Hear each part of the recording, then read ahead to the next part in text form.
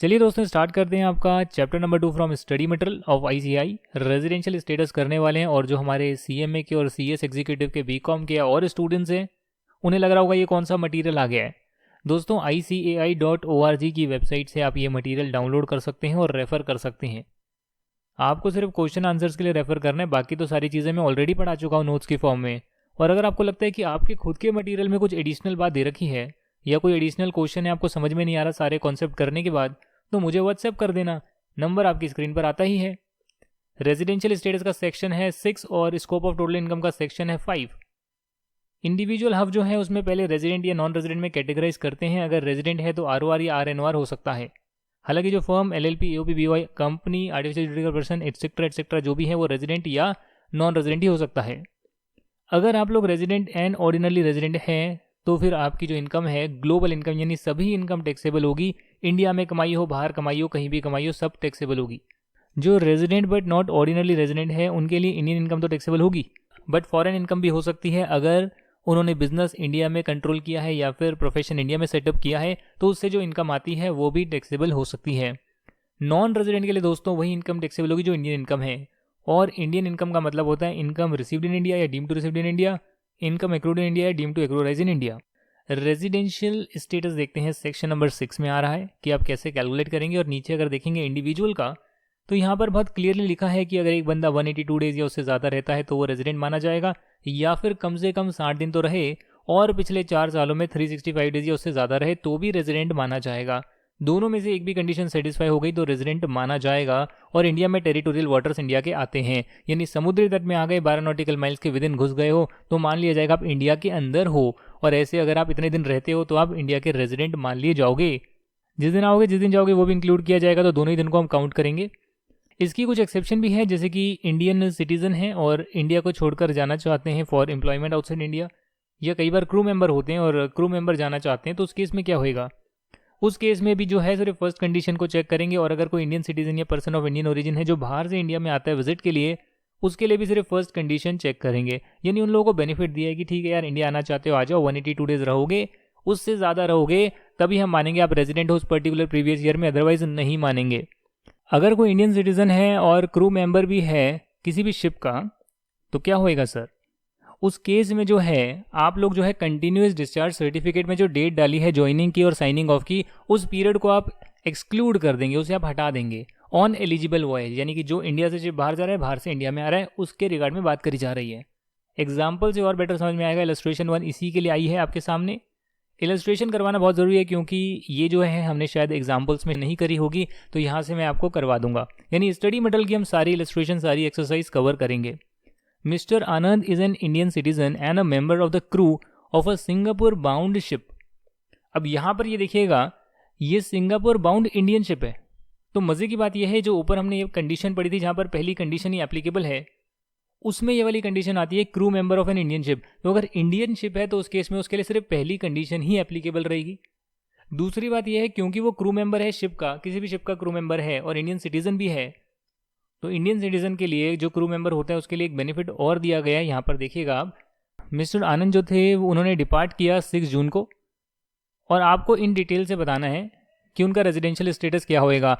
Continuous discharge certificate 6 जून को entry मारते हैं और 9 दिसंबर को वापसी की एंट्री मारते हैं, यानी इस पीरियड को एक्सक्लूड करना होगा।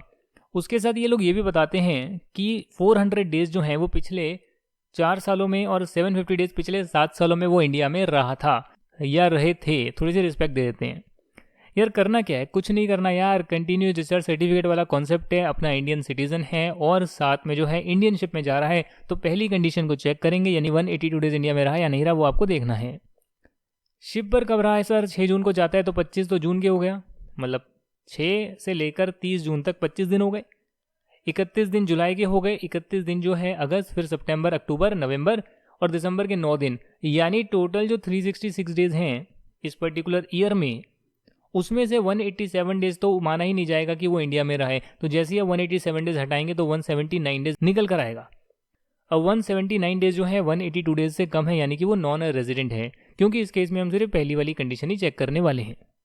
अगला जो कॉन्सेप्ट कहते हैं आपके मटेरियल का, जो हम ऑलरेडी कर चुके हैं यार, कि अगर रेजिडेंट है तो आप चेक करेंगे क्या ऑर्डिनरली रेजिडेंट है या नहीं है। और अगर ऑर्डिनरली रेजिडेंट चेक करना है तो कम से कम उसे पिछले 10 सालों में, नीचे लिखा हुआ है घुमा फिराकर अच्छी सी भाषा में लिखा है, पिछले 10 सालों में 2 साल में रेजिडेंट होना पड़ेगा और जो उसका स्टे है 7 ईयर्स का, लास्ट प्रीसीडिंग 7 ईयर्स का, वो भी 730 डेज या उससे ज़्यादा होना चाहिए। दोनों कंडीशन सेटिस्फाई होगी तो माना जाएगा वो आमतौर पर इंडिया में ही रहता है। एग्जाम्पल नंबर जो 2 आ रहा है वो हम ऑलरेडी कर चुके हैं। ऑस्ट्रेलियन क्रिकेटर आता है 100 दिन के लिए, मैंने आपको करवाया था। रेजिडेंट तो है बट ऑर्डिनरली रेजिडेंट नहीं माना जाएगा। इलस्ट्रेशन नंबर 3 जो है यहाँ पर देखिएगा, इलस्ट्रेशन नंबर 3 आ रही है, mister be a Canadian citizen comes to India for the first time during previous year 15-16, during the financial year 15-16, 16-17, 17-18, 18-19 and 19-20. He was in India for 55 days, 60 days, 90 days, 150 days, 70 days respectively. Determine the residential status. आपको निकालना है residential status assessment year 2021 का, यानी कि previous year जो आपका है 1920 का। जो बच्चे अगले साल देख रहे हैं वो प्रीवियस ईयर 2021 का मान के निकाल सकते हैं, उसमें कोई भी दिक्कत नहीं आएगी। सिर्फ आपको ईयर ही तो चेंज करना है, कर देंगे सर। अब इसका जो करंट ईयर का स्टेटस मैं देखता हूँ तो वो 70 डेज रहा है प्रीवियस ईयर 1920 में, यानी कि 60 डेज या उससे ज़्यादा तो रहा है। और पिछले 4 सालों में 150 + 90 कितना होता है 240, 240 में 60 करो 300, 300 में 55 दिन और ऐड कर दो तो कितना होता है 355। यहाँ पर लिख तो दिया कि उसका जो स्टे है 60 डेज या उससे ज़्यादा तो है, पर पिछले 4 सालों का जो है 365 डेज से ज़्यादा नहीं है। तो क्या होएगा इस केस में? इस केस में ये नॉन रेजिडेंट माना जाएगा क्योंकि इसने एक भी बेसिक कंडीशन को सेटिस्फाई नहीं किया है। हव जो है वो रेजिडेंट होगी या नहीं होगी वो तो कंट्रोल एंड मैनेजमेंट पर डिपेंड करता है। अगर डिसीजन इंडिया से एक भी लिया गया है तो वो रेजिडेंट मानी जाएगी, और सारे डिसीजन इंडिया के बाहर लिए गए हैं तो रेजिडेंट नहीं मानी जाएगी। पर एक बार अगर पता लग गया कि एक हब जो है रेजिडेंट है तो उसकी हम एडिशनल कंडीशन चेक करते हैं देखने के लिए कि क्या वो ऑर्डिनरली रेजिडेंट है, नॉट ऑर्डिनरली रेजिडेंट है, और उसके लिए हम कर्ता की एडिशनल कंडीशन चेक करते हैं। कर्ता की बेसिक कंडीशन नहीं, एडिशनल कंडीशन जो इंडिविजुअल के केस में ऊपर पड़ा था। इलस्ट्रेशन नंबर 4 आ रही है, देखें क्या लिखा है यहाँ पे कि the business of Hindu undivided family is transacted from Australia and all the policy decisions are taken there. Mister E the karta of HUF who was born in Kolkata visits India during previous year 1920 after 15 years and comes to India on 1st April 2019 and leaves for Australia on 1st December 2019.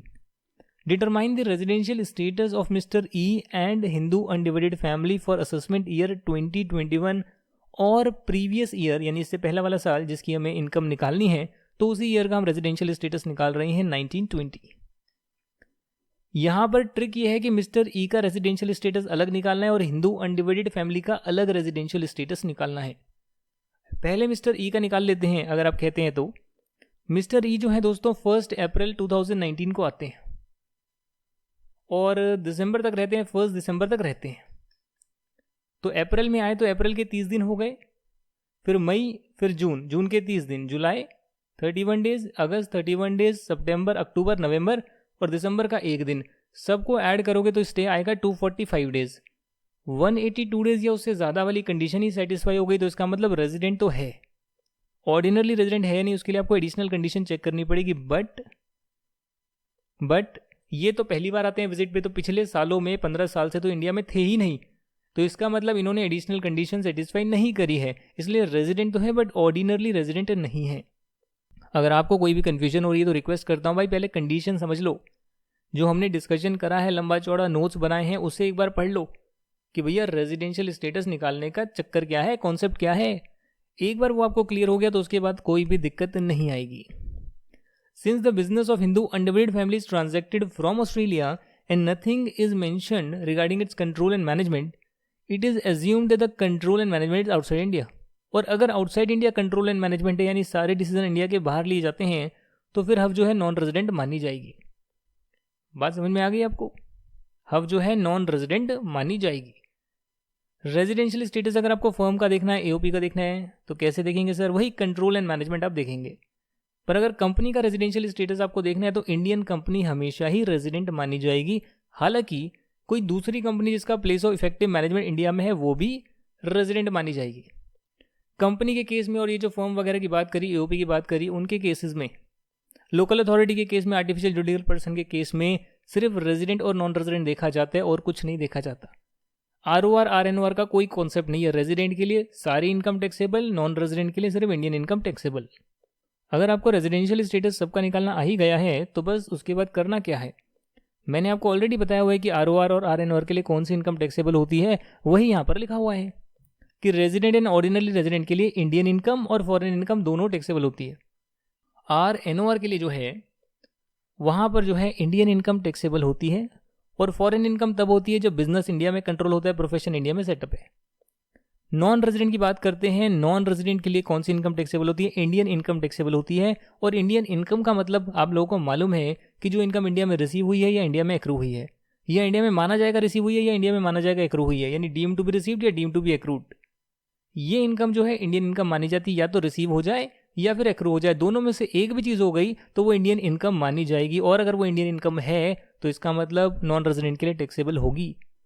एक इसमें clarification I थी non resident external account के लिए कि अगर किसी सी Ferrer ने account बनाया है, उसको सैलरी रिसीव होती है इस इंडियन बैंक अकाउंट में जो एनआरई अकाउंट है, तो उस केस में जो है डिपार्टमेंट ने सर्कुलर दिया, यानी एक तरफा सर्कुलर होता है, मानना है तो मानो, नहीं मानना तो मत मानो।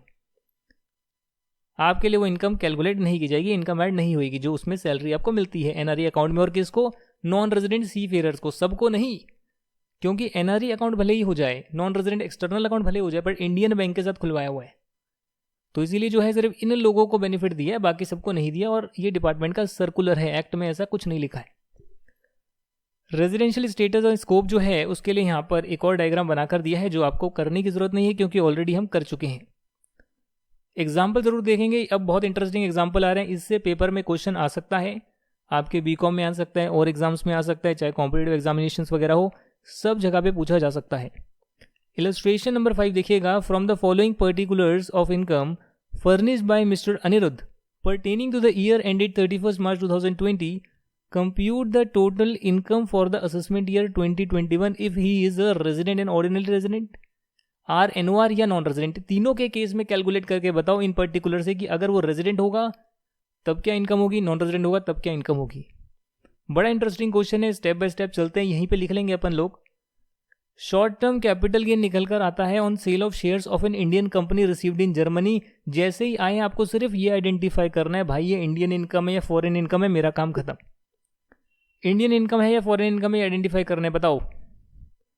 क्या इंडियन कंपनी के शेयर से अगर बेचकर कैपिटल गेन आया है, इंडिया में जो एसेट हैं उन्हें बेचकर अगर आया है, तो क्या वो इनकम इंडिया में एक्रूड होगी या बाहर एक्रू होगी? अगर इंडियन कंपनी के शेयर बेचे तो एक्रू तो इंडिया में हुई है, भले उसके पैसे आपको बाहर मिल जाए। एक्रू इंडिया में हो गई या फिर रिसीव इंडिया में हो गई, दोनों में से एक भी चीज हो गई तो वो इंडियन इनकम मानी जाती है। और इंडियन इनकम अगर है तो वो सब के लिए टैक्सेबल होगी भाई, तीनों के लिए, आरओआर, आरएनओआर, एनआर, सब के लिए टैक्सेबल होगी। अब ये जापानीज कंपनी से डिविडेंड मिलता है, तो यानी कि जापानीज कंपनी डिविडेंड दे रही है, यानी कि इनकम एक्रूड आउटसाइड इंडिया है और मिलता भी जापान में है, तो उस केस में ये एक तरह से फॉरेन कंपनी से डिविडेंड बाहर ही मिल गया, एक्रू भी बाहर हुई, रिसीव भी बाहर हुआ, फॉरेन इनकम है, आरओआर के लिए टैक्सेबल होगी, आरएनओआर और एनआर के लिए टैक्सेबल नहीं होगी। Rent from property in London deposited in a bank in London later on remitted to India through approved banking channels. ध्यान से सुनिएगा, लंदन में प्रॉपर्टी है, उसका रेंट आता है। अगर लंदन में प्रॉपर्टी का रेंट आएगा, इसका मतलब इनकम जो है लंदन में एक्रू हो रही है, लंदन के बैंक अकाउंट में ही रिसीव हो रही है और बाद में इंडिया में रेमिट हो रही है, यानी कि ओरिजिनली इनकम जो है वो बाहर एक्रू हुई, बाहर रिसीव हुई, it is a foreign income. India में तो सिर्फ रेमिट करा है, वो आप कर सकते हैं। हमें देखना होता है रिसीव पहली बार कहाँ हुआ है, वो हमें देखना होता है। First time received where, London में रिसीव हुआ है सर, फॉरेन इनकम है, आरओआर के लिए टैक्सेबल होगा, एनआर आरएनओआर के लिए टैक्सेबल नहीं होगा। ये सब के लिए टैक्सेबल होगा, टिक टिक टिक। ये जो है एक टिक बाकी दो नो, ये भी एक टिक बाकी दो no. Dividend from RP limited Indian company, Indian company से डिविडेंड मिलता है तो है क्या ये इंडियन इनकम है। इंडियन इनकम सभी के लिए टैक्सेबल होगी, हालांकि डिविडेंड जो मिलता है वो एग्जेम्प्ट होता है, वो एक अलग मुद्दा है। एग्रीकल्चरल इनकम मिलती है, अगर इंडिया में लैंड सिचुएटेड है तो वो भी एग्जेम्प्ट होता है। अगर सब कुछ हो गया है तो आप यहाँ पर देख सकते हैं कि पहली वाली जो चीज़ है वो सबके लिए टैक्सेबल है, दूसरी वाली जो है सिर्फ आरओआर के लिए है, बाकियों के लिए नहीं है, जैसा हमने किया था, tick cross cross tick cross cross. और जो एंड में आप देख रहे हैं एग्रीकल्चर इनकम एग्जेम्प्ट होती है, डिविडेंड जो इंडियन कंपनी से मिलता है वो एग्जेम्प्ट होता है। वर्किंग नोट के तौर पर आप बनाकर लिख सकते हैं अगर आप दिखाना चाहें, क्योंकि यहाँ पर जो रेंट रिसीव हुआ है दोस्तों उसमें लिखा हुआ है कि रेंट आपको मिलता है 75,000 का। 75,000 का जो रेंट मिलता है ये हम हाउस प्रॉपर्टी के चैप्टर में करेंगे कि आप इनकम फ्रॉम हाउस प्रॉपर्टी कैसे निकालते हैं। क्योंकि आपको ये अभी नहीं आता है इसके लिए मैं आपको नहीं सिखा रहा। वैसे अगर शॉर्ट में बताना है तो 30% माइनस करना अलाउड है रेंट से, क्योंकि आपका कुछ खर्चा वगैरह भी लग जाता है घर को मेंटेन करने के लिए। डिपार्टमेंट ने बोला कि भैया कोई बोलेगा मेरा खर्चा ज़्यादा कोई कम, उन्होंने बोला 30% माइनस कर लो भाई रेंट से, बाकी आपकी हाउस प्रॉपर्टी की इनकम मान लेंगे। ये आप लिख कर आ सकते हो वर्किंग नोट्स में और ऐसे आपका आंसर हो जाएगा। इनकम रिसीव्ड और deemed to be received in India का मतलब मालूम है आपको? ये जो आपका एम्प्लॉयर वगैरह से कंट्रीब्यूशन मिलता है, पीएफ वगैरह का कंट्रीब्यूशन मिलता है, वो deemed to be received in India माना जाता है। ये आपको समझाने के लिखा है, जैसे कि इंटरेस्ट होता है और स्पेसिफाइड डेट 6 महीने से पेमेंट होती है, तो 1 जुलाई से 31 दिसंबर का जो इंटरेस्ट है वो एक्रू तो रोज हो रहा है, पर उसका ड्यू पेमेंट जो आएगा, पेमेंट का जो ड्यू डेट आएगा वो 1 जनवरी को आएगा। मैंने आपको ड्यू और एक्रूअल का कॉन्सेप्ट बताया था, याद होगा आपको। आगे देखते हैं दोस्तों, income deem to accrue arise in India कौन कौन सी होती है, ये हमने डिस्कस किया था। इसका एक बहुत अच्छा से चार्ट यहाँ पे गिवन है कि अगर कोई इनकम जो है इंडिया के बाहर से तो कमाई जाती है, पर बिजनेस कनेक्शन इंडिया में है, सोर्स ऑफ एसेट इंडिया में है, कैपिटल एसेट इंडिया में सिचुएटेड है, तब क्या होएगा सर? तब वो इंडियन इनकम मानी जाएगी। आपको सैलरी मिलती है for services rendered in India, भले ही आप बाहर वाली कंपनी के पेरोल पर हो, भले ही आप बाहर पैसे आपको रिसीव होते हो, अगर आपने काम इंडिया में किया है, सर्विस इंडिया में रेंडर करी है, तो उसका जो पैसा मिलेगा सैलरी का वो deem to accrue arise in India माना जाएगा। गवर्नमेंट जो अपने सिटीजन को सैलरी देती है, चाहे बाहर काम करने के लिए दे, जैसे आईएएस होता है वैसे आईएफएस होता है, जैसे मेरे कई फ्रेंड्स हैं इंडियन फॉरेन सर्विस, इंडिया को रिप्रेजेंट करते हैं बाहर वाली कंट्री में, तो उस केस में क्या होएगा भाई? उस केस में जो है गवर्नमेंट सैलरी उनको देती है, पर वो अपने देश को रिप्रेजेंट कर रहे हैं बाहर की कंट्री में, सैलरी भले ही बाहर रिसीव हो जाए पर वो भी इंडियन इनकम मानी जाएगी। इंडियन कंपनी जो डिविडेंड देती है चाहे इंडिया के बाहर दे, वो हमेशा इंडियन इनकम मानी जाएगी, deem to accrue arise in India मानी जाएगी।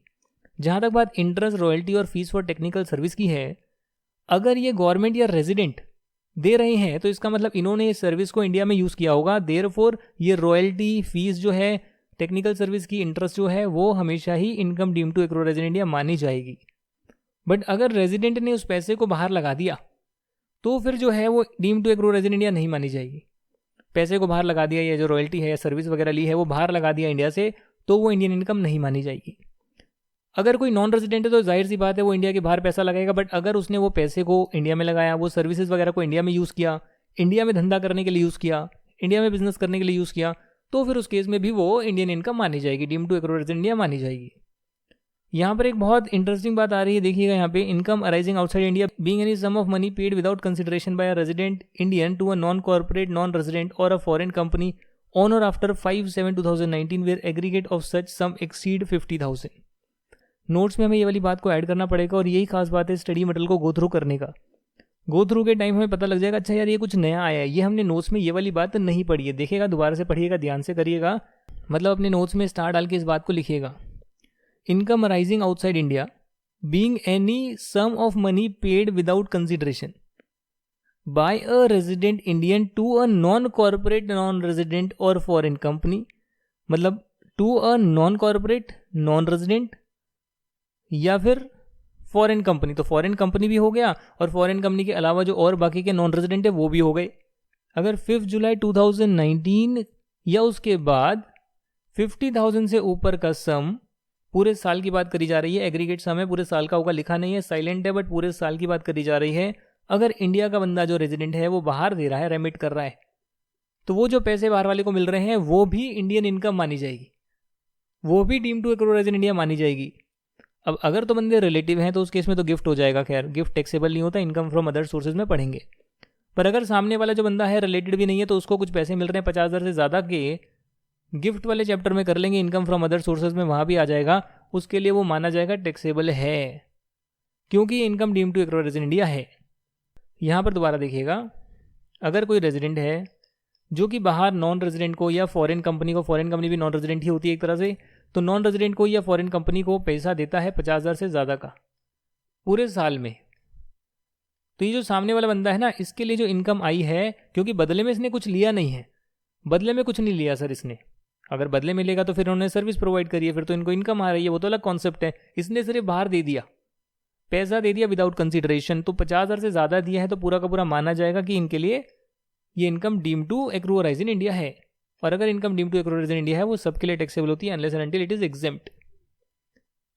और देखते हैं सर क्या लिखा हुआ है यहाँ पर, बिजनेस कनेक्शन की बात करते हैं कि बिजनेस कनेक्शन से आ रही है, और उसमें आपको बिजनेस कनेक्शन का मतलब समझाया हुआ है कि भाई देखिएगा, अगर आपके कोई कॉन्टैक्ट्स वगैरह हैं एजेंट्स वगैरह हैं आपके जो आपके बिहाफ पर ट्रांजेक्शन्स वगैरह कर सकते हैं, तो उसके बारे में बातें लिखिए जो हम ऑलरेडी कर चुके हैं। स्टॉक ऑफ गुड्स जो है उसे मेंटेन करेगा, डिलीवर करेगा गुड्स नॉन रेजिडेंट के बिहाफ पर, वो भी क्या होगा, उसका एजेंट होगा, यानी बिजनेस कनेक्शन है।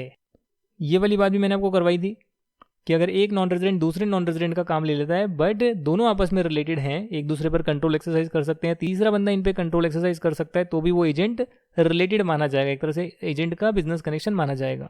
जो एजेंट्स इंडिपेंडेंटली काम करते हैं यार, वो जो है ना, वो आपके बिजनेस कनेक्शन वहाँ पे स्टैब्लिश नहीं होएगा। वो एजेंट बहुत लोगों से काम लेता है और काम करता है, वो आपका एक्सक्लूसिव एजेंट नहीं है, तो उसे छोड़ दिया गया है। सिग्निफिकेंट इकोनॉमिक प्रेजेंस के बारे में बात करी गई है। अगर सिग्निफिकेंट इकोनॉमिक प्रेजेंस है तो बिजनेस कनेक्शन एस्टैब्लिश हो जाएगा। जैसे कि यहाँ पे लिखा हुआ है कि सिग्निफिकेंट इकोनॉमिक प्रेजेंस क्या होती है। अगर आप गुड्स की बात करें, सर्विस की बात करें, प्रॉपर्टी की बात करें, carried out by a non resident in India including provision of download of data और सॉफ्टवेयर इन इंडिया, तो कंडीशन क्या है, ये जो है बेसिकली इसमें उनका सिग्निफिकेंट इकोनॉमिक प्रेजेंस इंडिया में है। अगर aggregate of payment arising from such transaction और transactions during the previous year exceed such amount as may be prescribed. Amount क्या मालूम नहीं है, अमाउंट क्या मालूम नहीं, बस ये कह रहे हैं भैया इंडिया में आप डेटा डाउनलोड करने के लिए देते हो, सॉफ्टवेयर डाउनलोड करने के लिए देते हो, तो इसका मतलब आपकी सिग्निफिकेंस इकोनॉमिक प्रेजेंस इंडिया में है।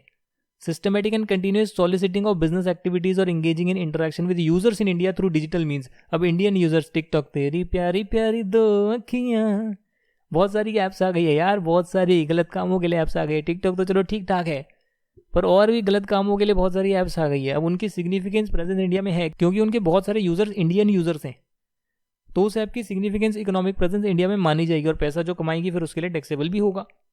बस यही चीज़ आपको देखनी है और कुछ करने की जरूरत नहीं है। बाकी जो नीचे लिखा हुआ है, in case of non resident the following shall not be treated as business connection, क्या क्या बिजनेस कनेक्शन नहीं होता है वो आपको मैंने करवाया था। आप एक्सपोर्ट के लिए गुड्स परचेज कर रहे हैं, न्यूज़ व्यूज़ हैं, सिनेमेटोग्राफिक फिल्म्स है, या फिर रफ डायमंड को डिस्प्ले कर रहे हैं, या फिर पहला पॉइंट भी आ रहा है, क्या लिखा है यहाँ पे, हाँ, जो ऑपरेशंस इंडिया में कैरी नहीं होते हैं। आपके कई सारे ऑपरेशन है इंडिया में, कुछ कैरी नहीं होते, तो जो ऑपरेशन इंडिया में कैरी नहीं होते उसके लिए आप नहीं ट्रीट करेंगे उसे कि भैया ये income deemed to acquire in India है या नहीं है। अगर आपके ऑपरेशंस इंडिया में कैरी नहीं होते हैं तो ठीक है, आप उन ऑपरेशंस के लिए उसे deem to acquire in India नहीं मानेंगे। जो ऑपरेशंस इंडिया में कैरी होते हैं वहाँ से इनकम आ रही है, वो आपकी deem to acquire in India है। सोर्स अगर इंडिया में है, कैपिटल एसेट इंडिया में है, वो मैं आपको करवा चुका हूँ। एक एक्सप्लेनेशन आ रही है यहाँ पर, ध्यान से देखिएगा। फर्दर एन एसेट और capital asset being any share और interest in a company or entity registered or incorporated outside India shall be deemed to be and shall always deemed to have been situated in India if the share or interest derives directly indirectly its value substantially from the assets located in India। Vodafone वाला case है ये। एक circular और आया department का, जरा आप देखना चाहें तो कर सकते हैं। शायद मैंने डिविडेंड वाली बात लिखवाई भी थी कि अगर foreign company outside India dividend declare कर रही है which does not have the effect of transfer of any underlying asset located in India, तो उस केस में उन्होंने बोला है कि भैया डिविडेंड जो डिक्लेयर करती है फॉरेन कंपनी बाहर देती है in respect of shares which derive their value substantially from assets situated in India would not be deemed to be income accruing arising in India। कि भैया जो बाहर वाली कंपनी डिविडेंड बाहर दे रही है तो कहेंगे भाई डिविडेंड भी तभी दिया होगा क्योंकि उसकी कंपनी ने जो प्रॉफिट कमाया है वो इसलिए कमाया क्योंकि उस कंपनी ने शेयर्स इंडियन कंपनी में ले रखे हैं जिस कंपनी से पैसा उसको रिसीव हुआ है। तो उस इनडायरेक्टली वाली चीज़ के लिए वैसे देखा जाए तो वैल्यू ड्राइव हो रही है कि फॉरेन कंपनी अगर डिविडेंड दे रही है और उसकी वैल्यू जो है ड्राइव इंडियन कंपनी से होती है, तो इसका मतलब वो भी एक तरह से income deem to acquire in India मानी जानी चाहिए। पर इन्होंने कहा नहीं, चलो यार उसके डिविडेंड को हम income deem to acquire in India नहीं मानेंगे, यानी फॉरेन कंपनी जो डिविडेंड दे रही है उसे income deem to acquire in India नहीं मानेंगे। बात खत्म, इतना ही आपको पढ़ना है और कुछ नहीं पढ़ना है। सैलरी आप अर्न करते हैं इंडिया में वो तो आपको मालूम ही है, गवर्नमेंट सैलरी देती है वो तो आपको मालूम ही है। इलस्ट्रेशन नंबर 6 देखते हैं जरा।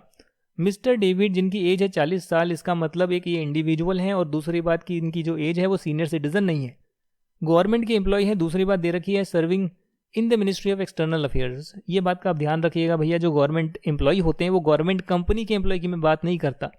गवर्नमेंट एम्प्लॉय यानी जो मिनिस्ट्री हैं, जो आईएएस ऑफिसर्स हैं, जो और हैं आईपीएस ऑफिसर्स हैं, पुलिस डिपार्टमेंट हैं, जो गवर्नमेंट के डिपार्टमेंट हैं उनके एम्प्लॉयज़ हैं, गवर्नमेंट के जो खुद के डिपार्टमेंट है वो गवर्नमेंट एम्प्लॉयज़ में आते हैं। वो इंडिया छोड़कर जाते हैं फर्स्ट टाइम 31 मार्च 19 को due to his transfer to high commission of Canada. Sir ये हाई कमीशन क्या होती है भैया? जहाँ जहाँ अंग्रेजों ने राज किया है वहाँ पर जो है एम्बेसी की जगह पे हाई कमीशन वर्ड का प्रयोग किया जाता है। तो हाई कमीशन एक तरह से एम्बेसी होती है, जब वीज़ा अप्रूव करवा के जाते हैं वैसे ही हाई कमीशन होती है। इंडिया में बाहर के देशों की है, बाहर के देश में इंडिया की है। कनाडा जाते हैं, हाई कमीशन में जाते हैं, उनका ट्रांसफर हो जाता है। He did not visit India any time during the previous year 1920। He has receive the following income for the financial year 1920। आपको बताना है टैक्सेबल होगी या नहीं होगी। सैलरी जो है कंप्यूटेड दे रखी है, इसका मतलब जो सैलरी है वो आपकी सारी डिडक्शन एग्जामिशन के बाद दे रखी है।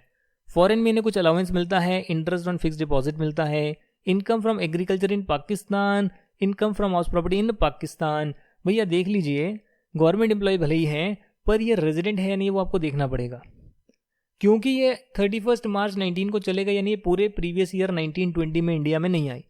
अब क्योंकि ये इंडिया में आई नहीं पूरे साल, तो यानी कि 60 दिन भी नहीं रहे, 60 दिन भी नहीं रहे, तो फिर ये रेजिडेंट कैसे हो सकते हैं? ये नॉन रेजिडेंट माने जाएंगे। भले ही ये नॉन रेजिडेंट है बट इनकी जो ये सैलरी मिल रही है गवर्नमेंट से, ये income deem to accrue resident India मानी जाती है, और जो income deem to accrue resident India है वो सभी के लिए टैक्सेबल होती है। फॉरेन में जो अलाउंस है वो डेफिनेटली नहीं माना जाएगा। जो इंडियन बैंक से इंटरेस्ट मिल रहा है एफडी पर, वो definitely income deem to accrue resident India है। जो पाकिस्तान में लैंड से आ रहा है, इनकम एग्रीकल्चरल लैंड से या फिर जो भी है हाउस प्रॉपर्टी से आ रहा है, वो दूसरे देश से आ रहा है, तो definitely income deem to accrue resident India तो नहीं हो सकती है। तो इनके लिए क्या क्या टैक्सेबल होगी? इनके लिए सैलरी टैक्सेबल होगी, और जो इंटरेस्ट आ रहा है फिक्स डिपॉजिट का वो टैक्सेबल होगा। 6 लाख रुपए इनके लिए टैक्सेबल होगा। इंडियन कंपनी जो दोस्तों डिविडेंड पे करती है वो हमेशा ही income deem to accrue resident India होती है, चाहे वो इंडिया में पे करे या इंडिया के बाहर पे करे। जहाँ तक बात इंटरेस्ट की है वो हम ऑलरेडी कर चुके हैं। अभी ऊपर मैंने आपको करवाया था, गवर्नमेंट देती है, रेजिडेंट देता है, इंटरेस्ट अमाउंट बोरो करते हैं, रॉयल्टी पे करते हैं, वही बात लिखी हुई है। ये एग्जाम्पल मैं आपको ऑलरेडी करा चुका हूँ। उसके बाद ये जो है लमसम रॉयल्टी देते हैं कंप्यूटर सॉफ्टवेयर के लिए, उसी के अंदर हार्डवेयर होता है, हार्डवेयर के अंदर सॉफ्टवेयर होता है, रॉयल्टी का मीनिंग क्या होता है, सारी की सारी चीज़ें आपको नोट्स में लिखवा चुका हूँ। ये देखिए कंप्यूटर सॉफ्टवेयर वाली बात आ गई दोबारा से। ये देखिए प्रोसेस का मीनिंग क्या होता है, नोट्स में मैंने आपको लगभग सारी बातें लिखवा दी।